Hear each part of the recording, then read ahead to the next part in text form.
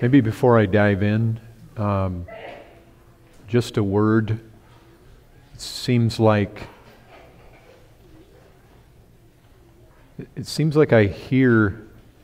I guess I understand when I hear children cry who are obviously infants and newborns. Some of the voices of children that I hear crying out are children who are old enough to be trained not to do that.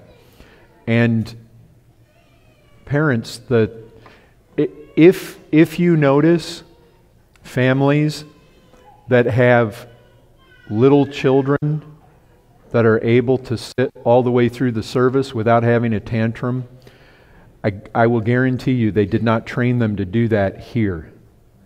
They did that at home. And one of the things that you want to do is have devotions at home and train your children to sit still, and train your children not to throw tantrums, and train your children in that context so that when you come here, when you give your child that certain look or that certain word, they've been trained and they recognize that mom and dad are serious, and this is the time. There's a time to play, there's a time to be loud, and there's a time not to be. But that gets instilled at home. And when I hear children's voices who are they're at the age to be trained, and they are making such noises towards the parent that is an obvious, open, defiant cry of that child.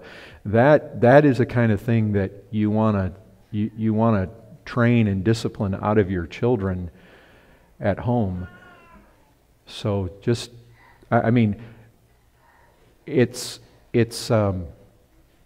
yes, it takes discipline as parents to discipline your children, to bring them to that place. It takes doing this at home. It takes you being consistent in having devotions at home, and it takes consistency in disciplining your children so that you get them to that place. But anyway, I thought, it just seems like today, I don't know why it's hitting my ears, but when you were speaking this morning, there was... we do encourage having the children in here, so we are always having a fair degree of background children noises, but it just seemed like today it was extra loud, and anyway, I thought maybe that would just be a good encouragement.